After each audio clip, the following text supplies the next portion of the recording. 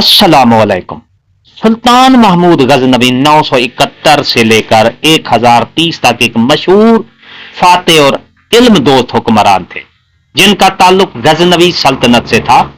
वो इल्म दानिश की कदरदानी के लिए भी मशहूर थे और उनके दरबार में कई नामवर उलमा, शोरा और मुफक्करीन मौजूद रहते थे। सुल्तान महमूद गजनवी और उलमा का उनकी सल्तनत में क्या किरदार था, आज इस मौजू पर आपको ये तफसील मिलेगी। इससे पहले अगर आप हमारे चैनल पर नए हैं तो सब्सक्राइब का बटन को लाजमी प्रेस कीजिए, उसके साथ बेल आइकन के बटन को भी लाजमी प्रेस कीजिए। डियर नाजरीन, उलमा की सरपरस्ती में सुल्तान महमूद गजनवी ने उलमा और दानिशवरों को अपने दरबार में जमा किया, उनकी सरपरस्ती की। वो इल्म और अदब के बड़े कदरदान थे और इस्लामी उलूम के फरोग में दिलचस्पी रखते थे। अल बैरूनी मशहूर साइंसदान और फलसफी अबू रियान अल बैरूनी उनके दरबार में शामिल थे। सुल्तान ने उन्हें हिंदुस्तान के बारे में तहकीक के लिए सहूलतें फराहम की, जिसके नतीजे में अल बैरूनी ने मशहूर किताबुल हिंद लिखी। फिरदौसी और शाहनामा फारसी शायर फरदौसी ने अपनी शायरा आफाक तसनीफ शाहनामा मुकम्मल, जिसमें ईरानी तारीख और असातीर बयान किए गए हैं। ताहम सुल्तान महमूद गजनवी और फिरदौसी के दरमियान माली मामलात पर इख्तलाफत पैदा हुए, जिसके सबब फिरदौसी नाराज हो गए।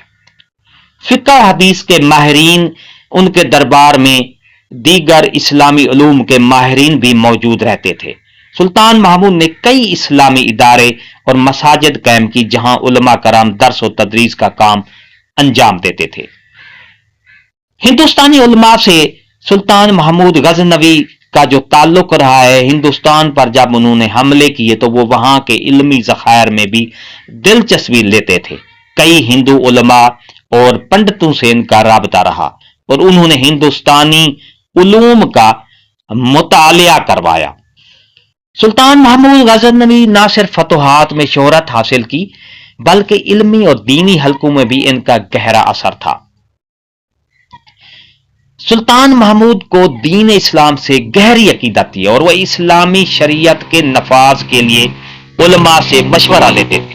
उनके दरबार में कई जय्यद उलमा और मुफस्सरीन मौजूद रहते थे, जिनमें शामिल इमाम अबुल कासिम अल कशेरी एक मशहूर मुफस्सिर और सूफी आलिम थे, जिन्होंने इस्लामी उलूम में गरां कदर खिदमात अंजाम दी। अबू मंसूर अल मातरी के शागिर्द जो थे, सुल्तान महमूद गजनवी मातरीदी अकायद के पैरोकार थे और कई मातरीदी उलमा को अपने दरबार में जगह दी। फुकहा और मुहद्दिसीन उनके दरबार में अहादीस और फुका पर बहस और मुबाहिसा होते रहते थे। कई मदारस को माली मदद फराहम की जाती थी। अल बैरूनी को सुल्तान महमूद गजनवी ने खास इज्जत दी। वो इल्म फल्कियात, जोग्राफिया, तारीख और फलसफे में मुहारत रखते थे।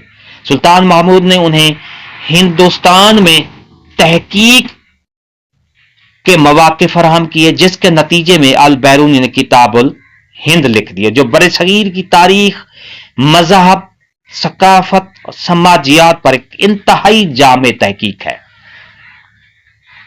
जकरिया राजी का जमाना सुल्तान महमूद गजनवी से पहले का है, लेकिन इनके नजरियात और तहकीकात इस दौर में भी मकबूल थीं। सुल्तान महमूद के दरबार में कई अतबा मौजूद थे, जो राजी और दीगर मुस्लिम साइंसदानों की किताबों से इस्तेफादा करते रहते थे। डियर नाजरीन, सुल्तान महमूद ने हिंदुस्तान पर कई हमले किए, लेकिन इनकी दिलचस्पी सिर्फ फतुहात तक महदूद नहीं थी।